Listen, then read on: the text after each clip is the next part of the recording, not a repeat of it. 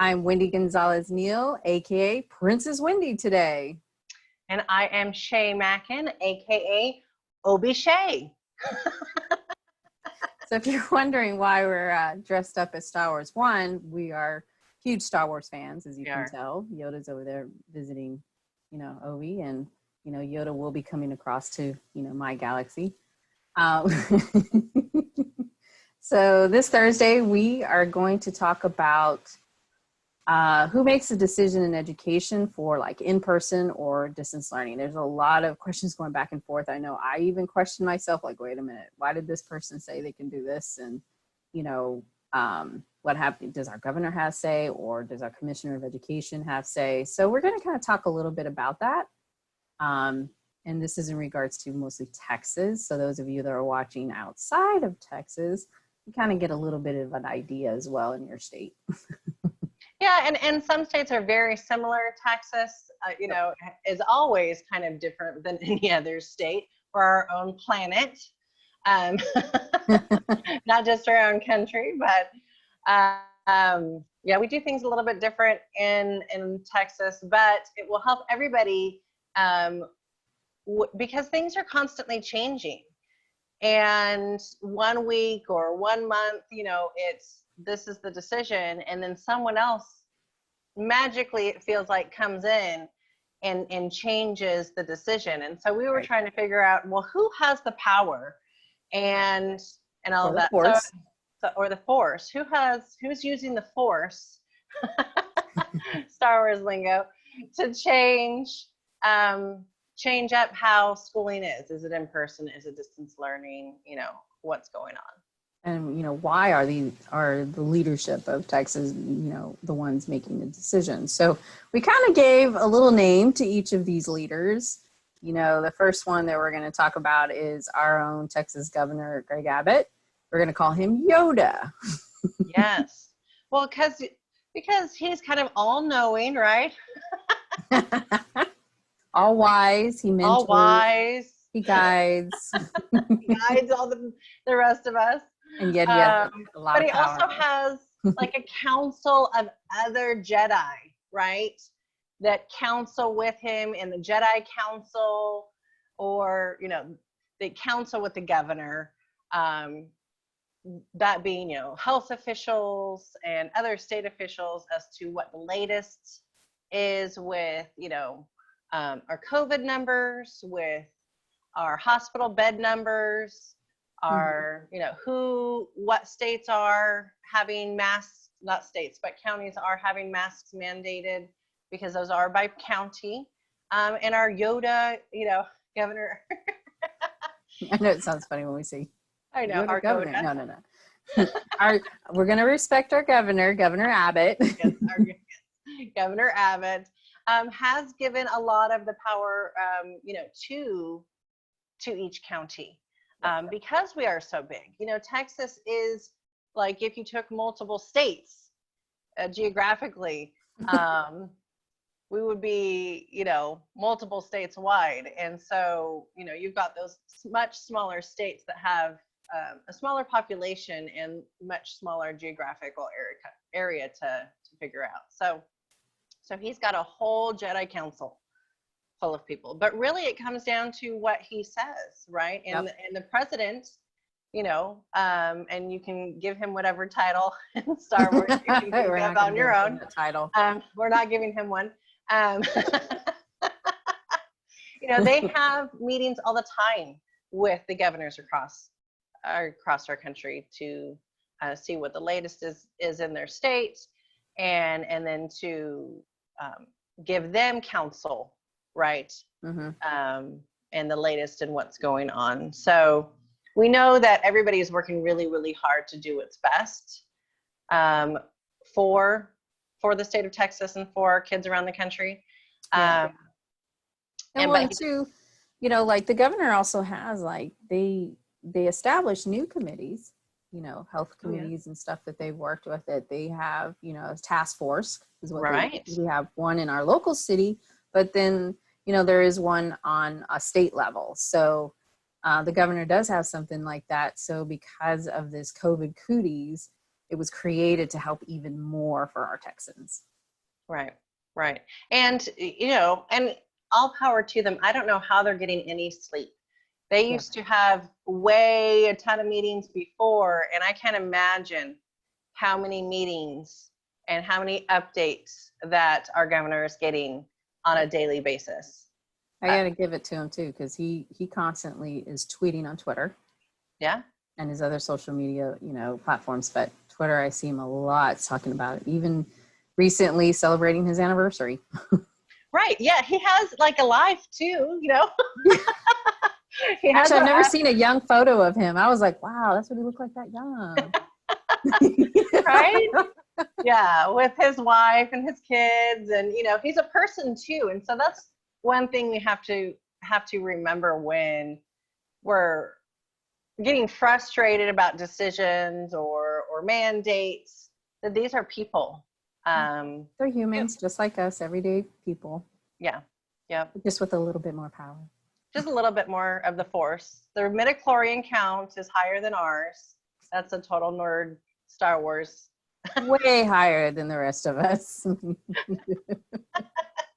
And I think now that you're going into that, I think the next person to talk about is the Commissioner of Education, Mike Morath, is talking about his and what we call Anakin, and we'll explain that in a little bit, why he's called. And if you're a Star Wars nerd, you'll understand why we call him Anakin. But he has to work with a lot of different components, and then he also reports to the governor. Oh yeah. Yeah. And I wonder how many times a week they're speaking. And he's part of, he's the head of TEA, the Texas Education Association for our state. And each state has a different person, whether it's a Secretary of Education, a Commissioner of Education, whatever that is. There is someone who's over education for your state. He hasn't been our commissioner for very long, really only a few years. Yeah. And so all power to him that, I would not want his job right now, trying to figure out. I feel for him. Yes. And so, and this is where we're going to. And it's not just him making all the decisions, right? I mean, he's got an entire staff of people. And then he's meeting with the governor and all of those people. Again, lots of meetings for that gentleman. And then there's times, he has to listen to, like what we call Senator Palpatine, who are really Dooku. Well, actually, he's Darth Sidious, so I double checked. So Darth Sidious. Okay, so correct me. Oh my God, the Star Wars fans are now going to be like, you got it wrong. So the TEA, right? One of the big organizations that talk to them probably on a daily basis is the teachers union. Yeah. And we kind of are playing in that the teachers union is Senator Palpatine or Darth Sidious. So if you're not a Star Wars fan, Senator Palpatine is a senator, like our senators, right? Passing laws, passing rules, things like that. But in the background in the movies, what we don't know is he's also Darth Sidious, who is the leader of the Force on the dark side. And so sometimes they're going to say really positive things that are good for the people, right? Because you're playing that role of the good person. But also sometimes they may be doing things that aren't necessarily good for parents. I would say their evil side comes out because they don't listen to the parents. That's the evil side coming out. Okay, I'm just going to say it. Call it. Right. Teachers unions, they're not all bad.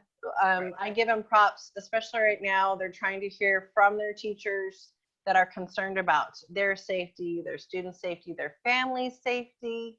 Well, I mean, teachers are parents too. So, and they're trying to voice out, they're trying to hear their voices as much and trying to protect them. And I see that part coming from the teachers union. Right.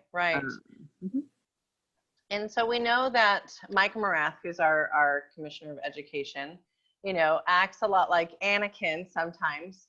Anakin is one of those characters in Star Wars where he struggles between the light side and the dark side, who to listen to, right? And really it's about what voice is stronger. Right. You know, and so if there's a voice in his ear that is very convincing and telling him to do certain things that may not be good for parents or students. Or the parents coming in going, we need to talk. Right, right. And really, and making our voice heard is super important, which is, the whole point of the National Parents Union is. And then this is where he comes in, where he mandates these rules to the different types of options to the schools. And it's throughout our whole state. Remember, Texas is a huge state.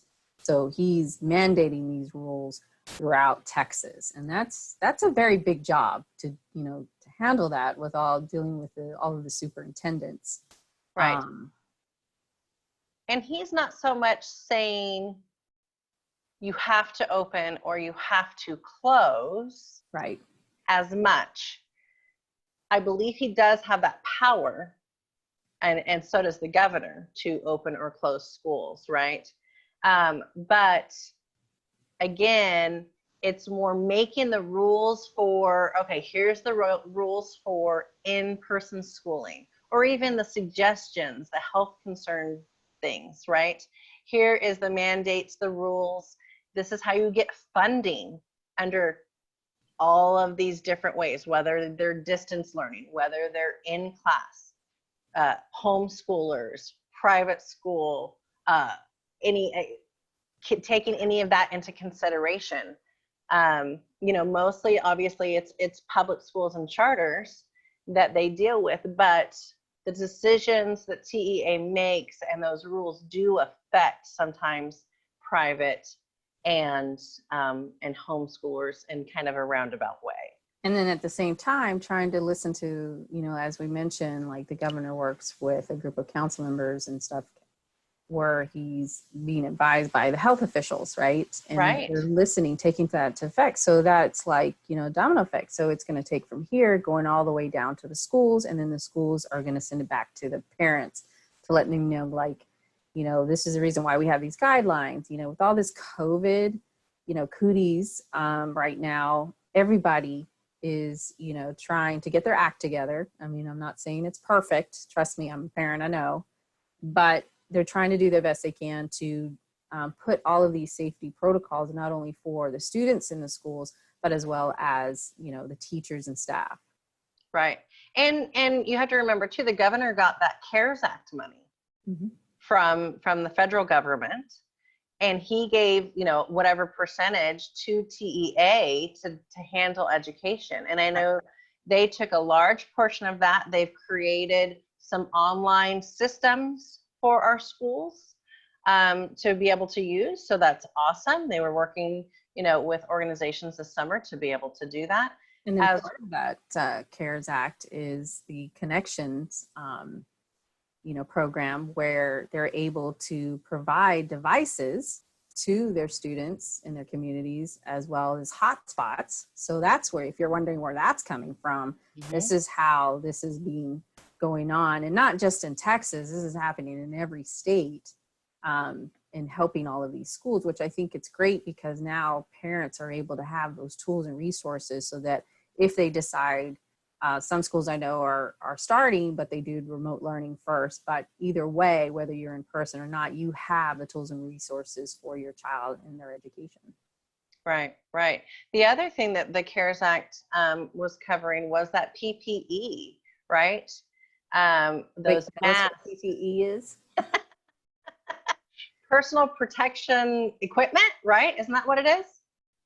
I always forget, because when it comes to abbreviations, I'm like, what is the abbreviation? I know it's the masks, the hand sanitizer, the thermometers, the gloves, all that stuff to help protect, our teachers. Now, that doesn't mean that there's a lot.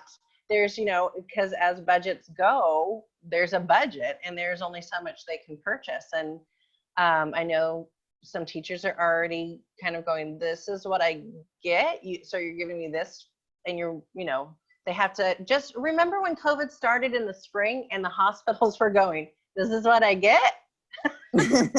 Or I can't find a mask anywhere in the store anymore. Right. And so the teachers, will get some from that CARES Act money, but a lot of that, please keep in mind, those teachers are having to pay for that out of pocket. Same thing as parents.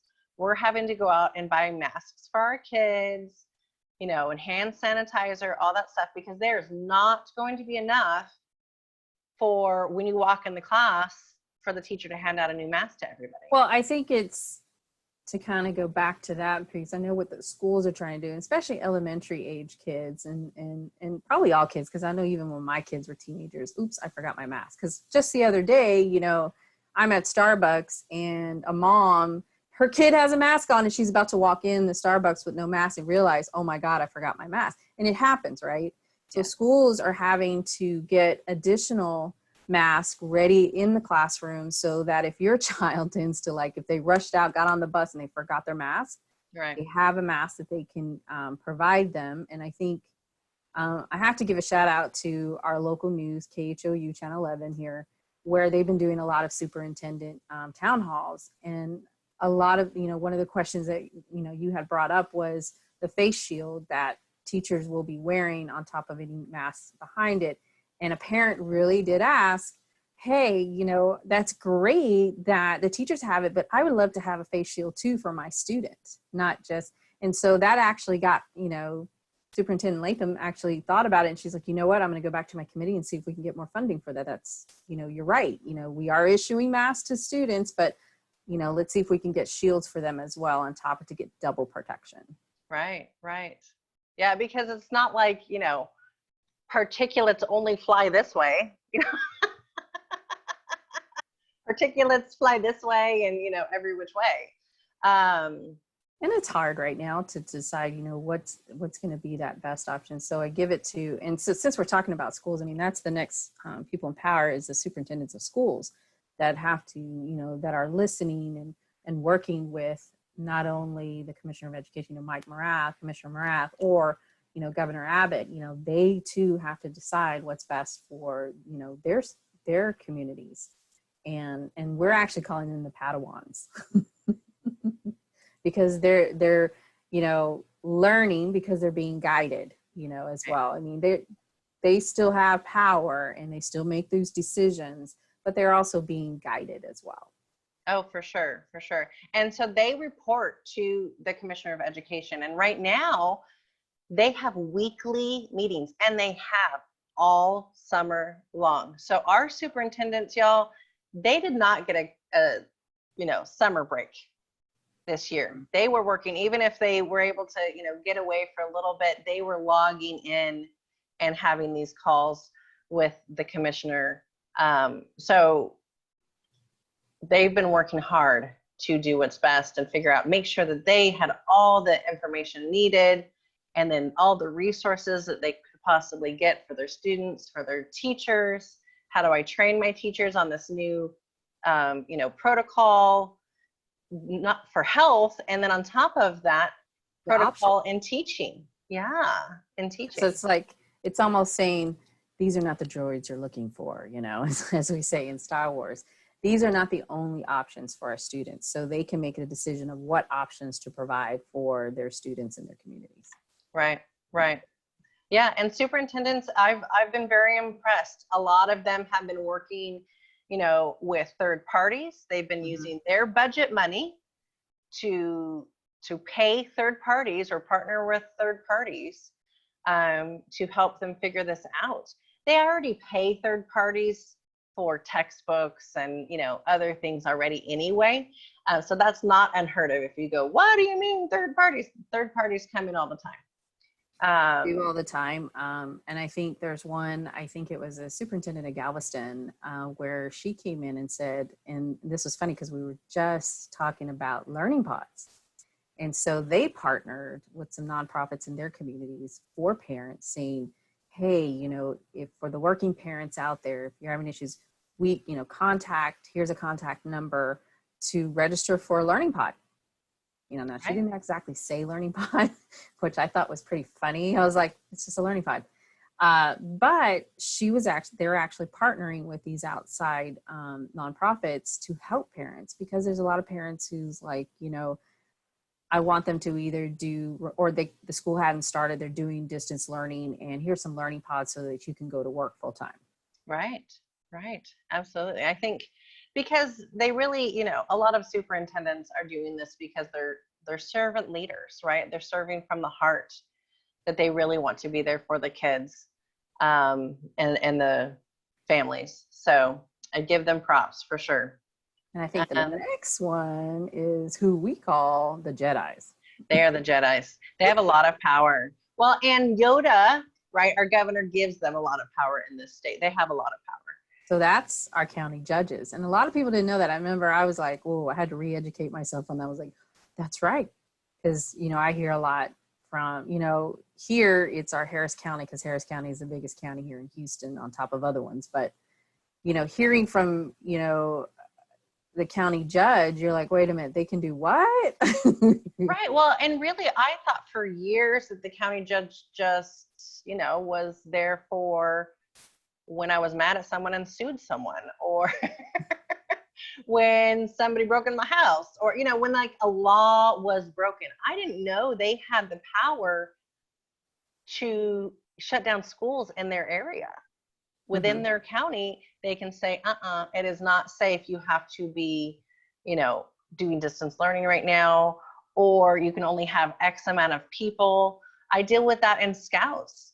Whether we're going to be meeting in person, our county judge for that location, and in our camp, our Scouts have more than one county. So we had one judge say, yes, go ahead. You can meet under these parameters with this many people, these rules. And the other judge said no. Right. So, but it's the same program. And I can drive from one to the other. You know, it takes an hour and a half to get from one to the other. And I have to go through like 3 counties. And I mean, it's really crazy, because especially with the reopening of schools, this is where parents were getting educated on these county judges, because here they're getting alerts. Like, I know I get alerts from Channel 11 or our local news on my phone. So I can imagine everybody else is just saying, hey, something came up.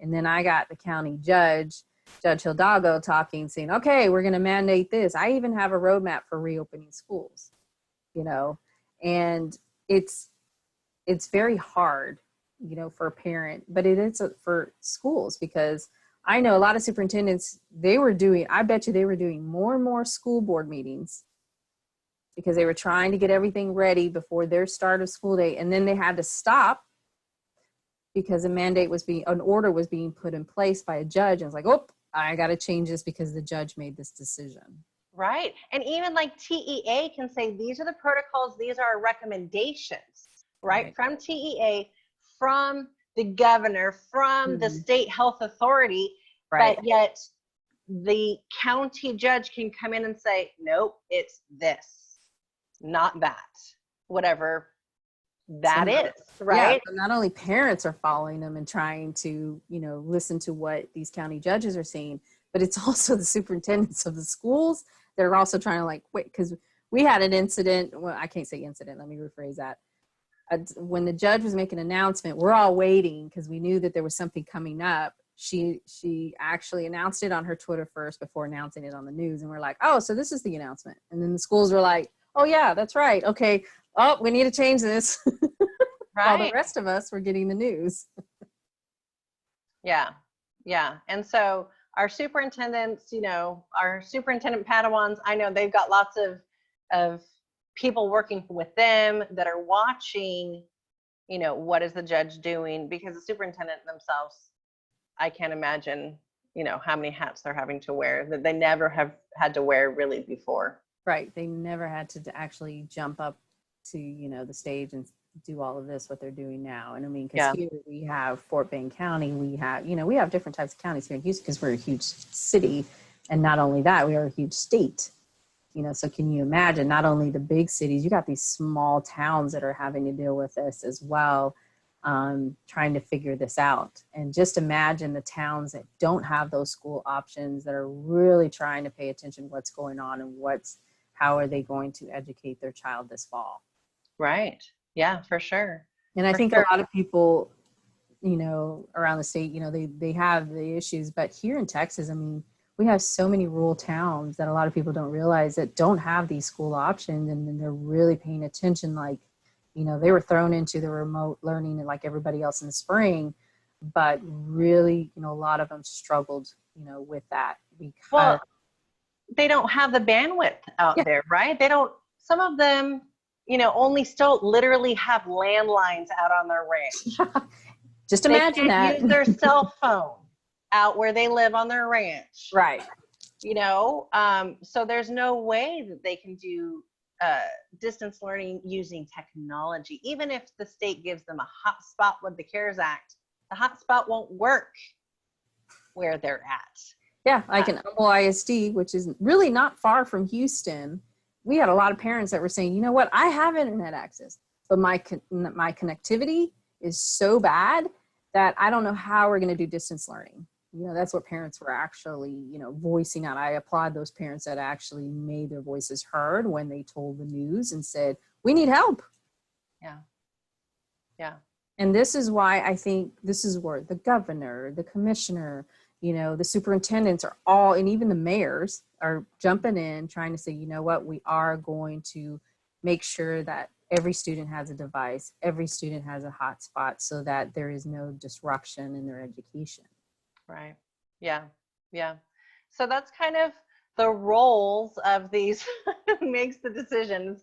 We've got the governor, who really does have a lot of power and has the connection with our president, in DC, and is getting information nationally. And then he's kind of trickling that down to, our commissioner of education with TEA, Mike Morath, who then has to make a plan and create mandates and rules within each of those things to give to the superintendents. But at the same time, the superintendents are also kind of letting, the commissioner know, so that he can let the governor know their concerns from the school board meetings and things like that. And then the county judges are having these meetings as well, and they have a lot of power where they can come in and the governor has given them that power to be able to make some big decisions.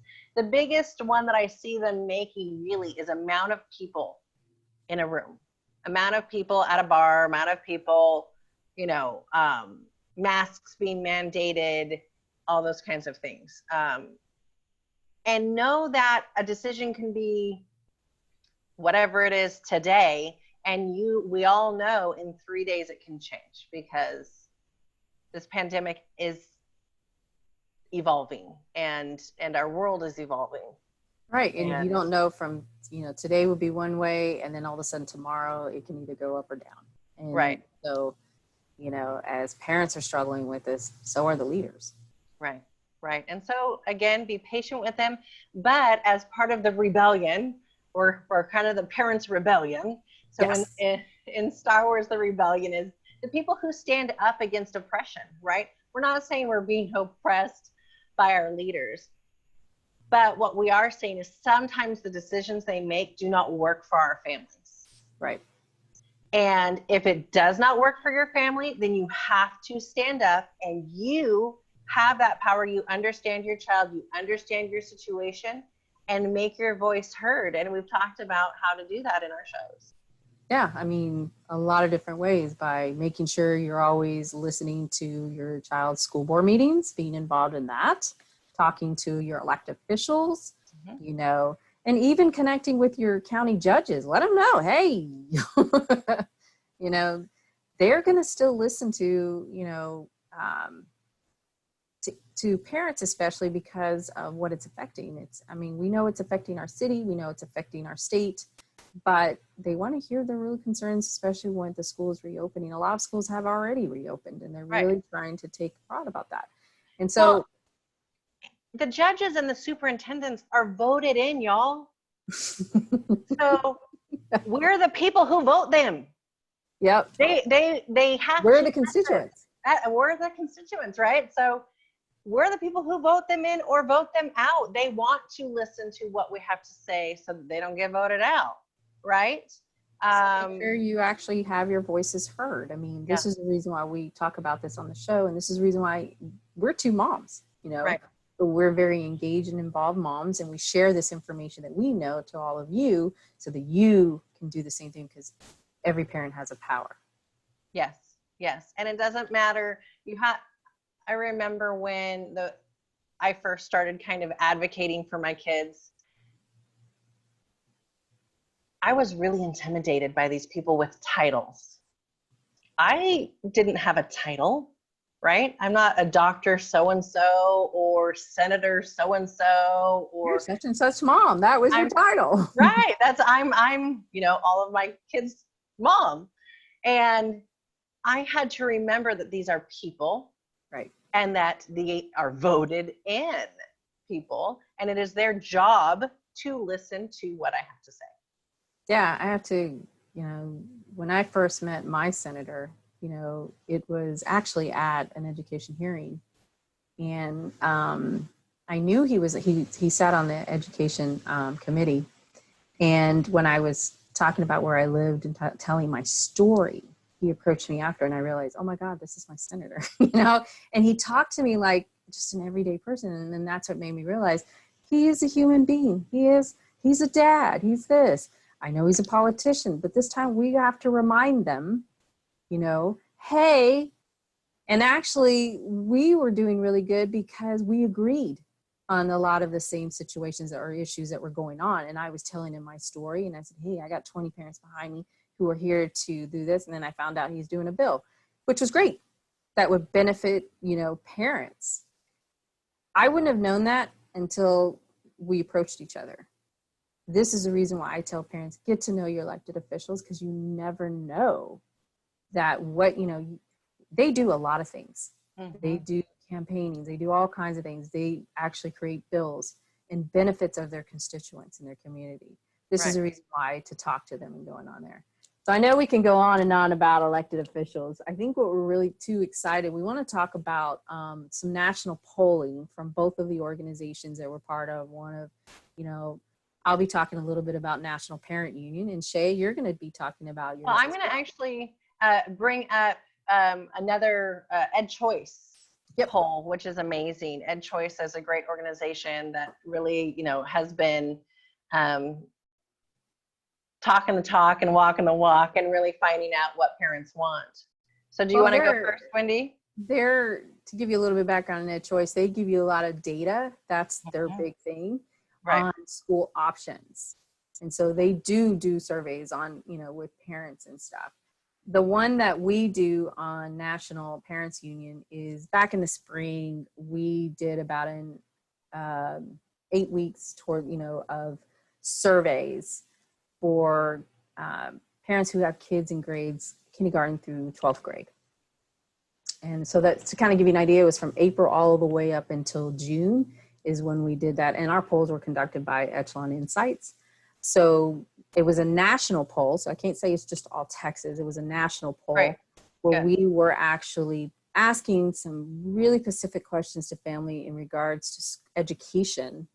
And I'm going to share that with everybody. So let me get that ready in a sec. And I'm going to kind of jump through it because it's such a huge, It has a lot of data, a lot of information. Yeah, a lot of data, a lot of information. So I'm going to share that. Showing here is, the question is, concerns about social and emotional effects ranked highly for parents along with educational, health, and economic concerns, right? So the top concerns, what they were very or somewhat worried about was their kids were missing important social interactions at school and with their friends. The greatest hardship was not able to see their friends and family. And the greatest needs, in which I feel like these needs are still going on, is helping kids engage in good activities. And that's 51% that actually said this back in there. And then, like I said, the greatest hardship was like 25%. So that's giving you an idea of, now remind you, this was back in the spring when we were asking these questions. to parents. I'm going to flip to the next chart.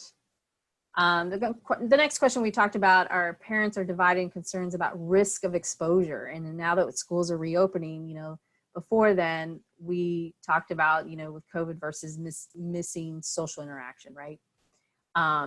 So what was their concern? The first one is that my children missing important social interaction with friends could negatively affect their emotional well-being.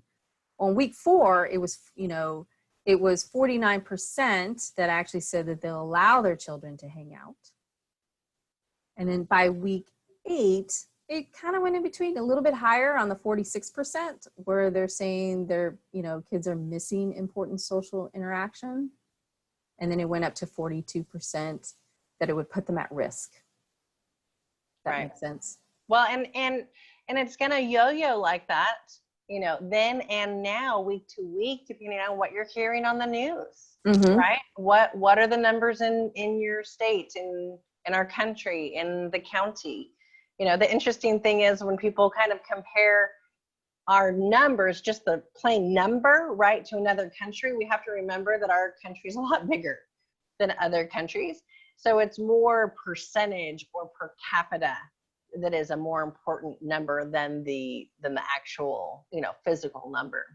Yeah, that's true. I mean, I think, and what we were asking too, or I think that was one of the things I was coming across myself, is finding good activities to keep kids busy during the remote learning in the spring. And what are the necessities that everybody was asking for? And the top one here is help keeping my children engaged in good activities. Week 1, it was 46%.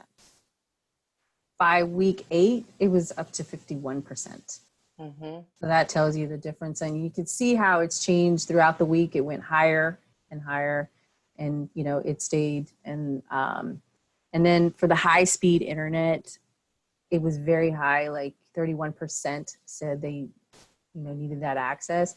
But by the time week 8 came, didn't change by much. It was still like 26% of families that were saying we need that high, you know, speed internet in their home. So, and I think the next one, and I said I'm going to be jumping across all of these different ones, is parents say schools should err on the side of closure. So this is going to be interesting. Through support of reopening rose in later weeks, you know, because as, you know, parents are going through the remote learning from all the way from March, you know, here that some went through a little June, you know, that changed. And the questions were, you know, schools should remain closed until they are certain there's no health risk, even if it means students fall further behind. That's where the blue is there. And then the orange says schools should reopen as soon as possible so students don't fall too far behind and can receive educational support they need. And as you can see in week 2, it was 67% that, you know, that said that they should remain closed until there's no health risk. But when you get to week 8, you see a little bit of change. It's still high, still 54%. So we're going to see those changes now that schools reopen, because National Parents Union is continuing to do surveys per month to see where does this stand here when it comes to the school reopening and the risk itself. And Shea, do you have anything to say on that part? Oh, no, that's, you know, at that timing, that is very much all the polls that I've seen. You know, I kind of look at all sorts of different polls across the country, and they're all very similar, which then, you know, kind of solidifies those answers for me. Yeah, because the next one is saying, you know, when do they feel safe when their kids should go back? And most of them said in August and September, 27% said that that's when they should go back. And the few said not any time in the next school year, 10%. Right. Yeah. So and that is okay for those parents. It's like, you know, again, these are individual families with individual kids with, you know, health issues or all sorts of different things that they have every right to feel that way about what's going on.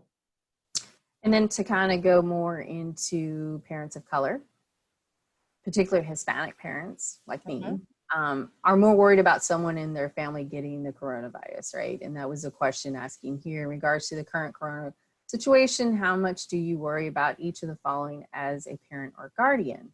And mind you, these were the different turn of the weeks. You can see the different ethnicities here from white, Black, Hispanic, and Asian. You see the high majority was Hispanic parents saying that they worry about someone in their family contracted. And that's very true. I mean, to be honest, you know, I've had family members in my family who contracted it. And I know friends who have. So I can see that worry, you know, here. And this is just talking about, you know, as in when schools reopen and then they come, kids are going in there, are they going to also, you know, I know parents, I know me and my sisters were talking about this with my nieces and nephew. Our worry and concern was if they go in person, if somebody gets sick, are they going to bring that home? You know? And I think that was another big thing, but I'm going to stop sharing there. Well, because not every family is the same, right? Not every family is the same. We have many families that are multi-generation. Yep. You know, you've got grandma and grandpa living in the house as well. And so the older you get, I mean, that's what they're saying all over the news, then the higher your risk because your health is already compromised for whatever reason. And so that's a big part of it is the multi-generation families where they're in the same house. They can't get away. It's like, oh, well, we can't just choose not to see grandma. She lives in the next room. You know, right. She sits at the kitchen table with us. That's a lot for, especially like my Hispanic family. I mean, my mom and my sister live together. So right. There's no way out of it. Yeah.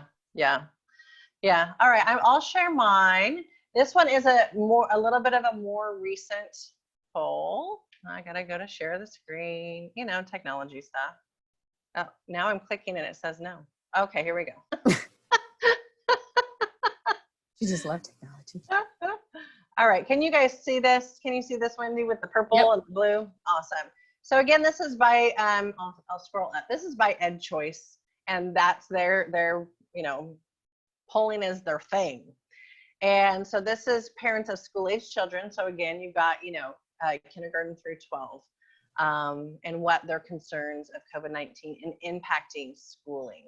And so you've got purple, which is very concerned, lavender, somewhat not concerned, in the darker blue, the light blue is not concerned, and then gray, I don't know. So there's some I don't knows. So my child getting exposed, my child, not just bringing it home, but my child getting exposed to coronavirus at school, right? And whether that's from the teacher, whether that's from another student, whether that's from supplies, whether that's from everything. The bus. Yes, the bus on the way. Right. And, you know, there's how many levels and how many points of contact do we have in a day? And I know the schools are trying to lessen those points of contact with all these different mediations of possibly a hybrid schedule of going to school on these certain days, so you're not there as many days a week, or staying in the same classroom, those kinds of things. My child missing instruction time was actually lower than my child getting exposed. This was just in July, guys, so this was just last month. So people are still concerned about these things. So even less than 50% of missing instructional time. The being exposed kind of trumps that for a lot of parents. Cancellation of other school activities and programs run through schools.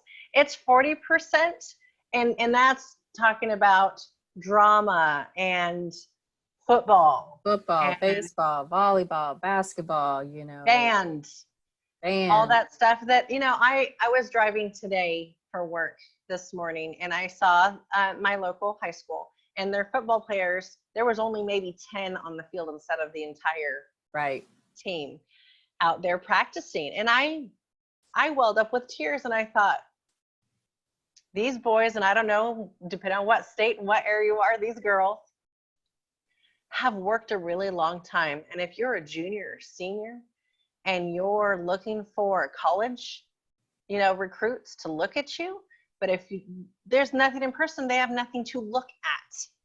So are your hopes and dreams and your plan, is it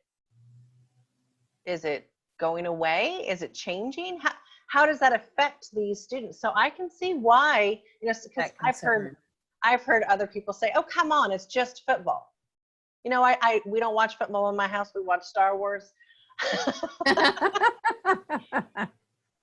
But the people who do, and that is their thing, that means something to them.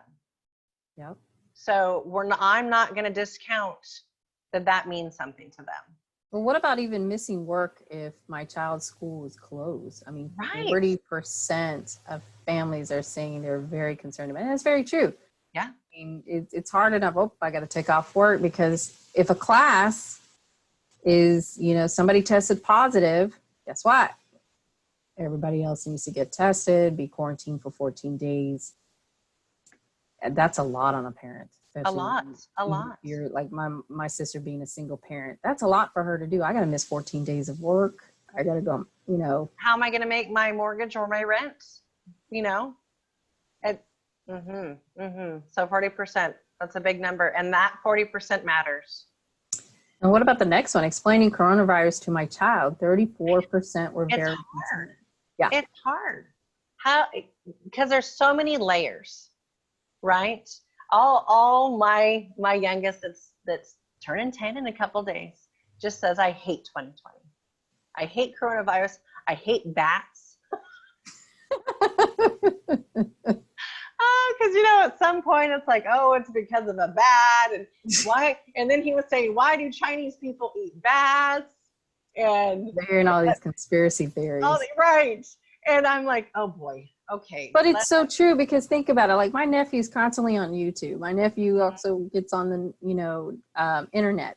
So whether you're not having these conversations with your kids, the kids are finding out on their own, either by a friend or they're hearing it on the news, because and it may not be accurate information.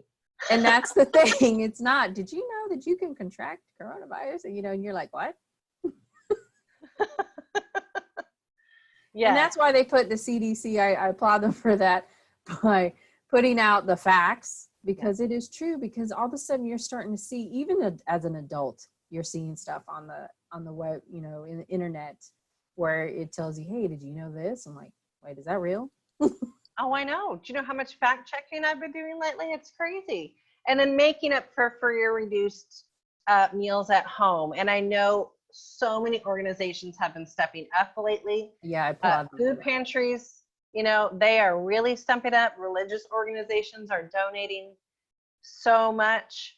I applaud Texas. They were doing, free breakfasts and lunches all during the summer. I applaud the governor to actually showing everybody that the Houston Food Bank has a map that you can find a distribution center. That was one that I thought was really neat, that I can go in there, put a zip code or an address, and I can find the nearest distribution place or time, an event to do food, where I can get food for my family. And if it wasn't for like because it was a Houston Food Bank, the other one could be, for the schools itself. Schools were doing this and partnering with, like, a lot of our schools here are partnering with the Houston Food Bank and doing it at their own campuses. Right. Which I think is awesome. Amazing.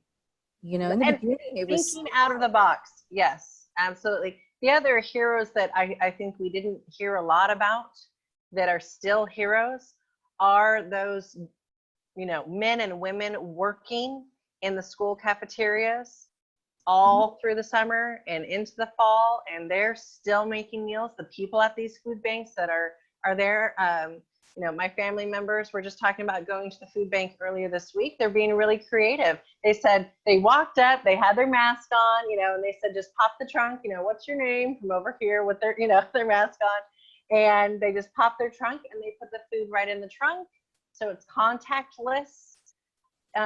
Delivery of needed food for my family. I was very grateful for that food bank doing that, because that was for people who were over the age of 65. Yeah, we had a lot of, we participated, my child, my voice participated in some food bank distribution times. And I have to tell you, the YMCA stepped up with the food bank, and sometimes companies, they had volunteers being there. And they were just so excited. I came in because I was bilingual and I was able to talk to them. Hey, you got to go this way, do this, make sure you pop your trunk. And I'm getting a suntan while I'm really sunburned while I'm going out there. But it was so organized, I have to say. I mean, being out there, they popped the trunk. First part was vegetables. Second part, eggs and milk. The other part was, mask and hand sanitizer. I mean, they covered everything. So I had to applaud them. But I also like to, talk about daycares. There's an organization here in Houston, Collaborative for Children. I am shouting them out because I have to say that not only they help families search for daycares, but during COVID, they stepped up by helping essential workers. Like, hey, I know you're an essential worker. Guess what? We're going to help you out, with some childcare. And then they still help, and they're still helping out families with childcare because it's based upon, their income, or if they don't, they help them find a childcare for their, families. They have a map, which I thought was really cool. That is really good. So, I mean, we have to say all of our essential workers, they really did step up, and some that you never thought were essential workers. Right. They did an awesome job on that part. Right. When it came to. Well, even down to, I saw our trash pickup guys, and I welled up with, thanks for our trash pickup guys in the middle of this. They're touching the trash cans that other people touched, and during this miscommunication of how things are transmitted, and even unknowns of how things are transmitted, that can be scary as a wife sending your husband or other significant other out to be out where there's people all the time, and my food delivery people and my Amazon people. It is so true when you saw the commercials with the essential workers, even families were thankful for them, even, when you see the Amazon worker. I mean, I had some kids in our neighborhood that, would put a little sign, thank you to them, because, I got my snacks. And I'm saying this because like my daughter couldn't find certain snacks for my granddaughter in the beginning of when all this COVID started. And we found it through Amazon, through a third party. And we were so excited. And for them to, my granddaughter's like, she was just excited to get her snacks. And it's like, it is very, helpful to know these essential workers that are doing the best they can, to help all of us during this time right now. But as we come to the end of our show, we want to talk about, Monday's show. Yes. Oh, wait, I might have some intel. Coming in. What was that?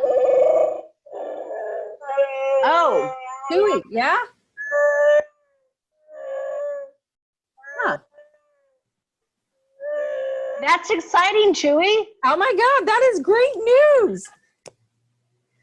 We have some great news for the state of Texas. We have even more options for virtual schooling in our state. A few weeks ago, we talked about what those options were in our state. Right. We have even more options thanks to some things that TEA has put in place, and allowing some new schools. So we're going to talk about a new school that is a statewide school next Monday. So that's good news for some families. So the Texas Education Agency had made some, changes. So tune in on Monday to learn about the secret plans of the secret base. For all us rebel parents. In regards to distance learning on new virtual school here in Texas, if you don't speak Star Wars. So please stay tuned, for Monday. We have some great news to share. And then on Thursday, we'll be so excited to bring in our special guest, Emily Sass from the Texas Public Policy Foundation, to talk more about what we're going to be talking about a little bit on Monday to touch about. So make sure you watch both those shows. These are very, important information that we're going to be sending out for parents. Things are changing. Things are changing across the country. Things are changing in the state of Texas.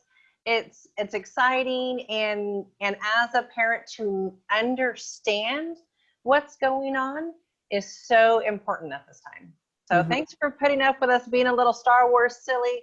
We wanted to kind of lighten the mood of school craziness and School reopening. who has the Yeah. power. So you could say we had a spirit day. We did. Yes. And that's a great idea at your house. So what? Pajamas one day and wear your Halloween costume another day and all black and white another day. Have fun.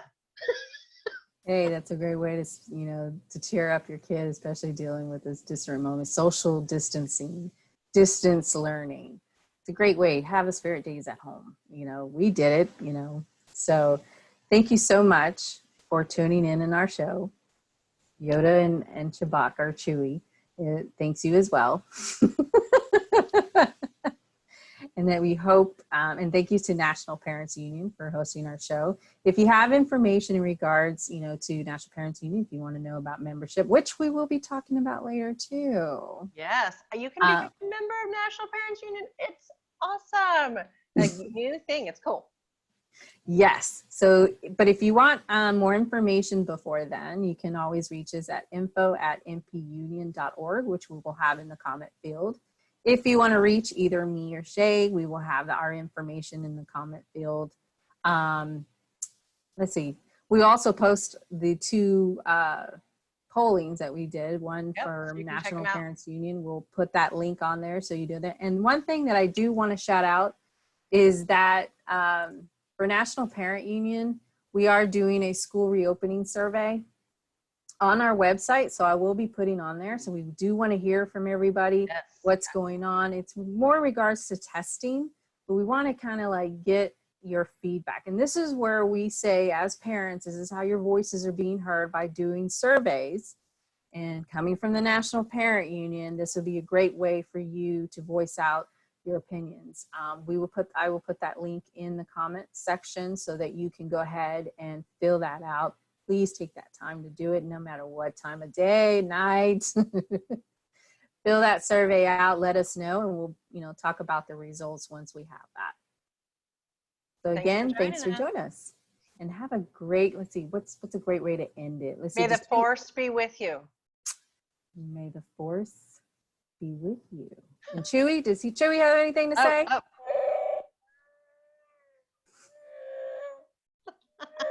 Thanks for joining us on the My Child, My Voice Parents Connection show. See you next week.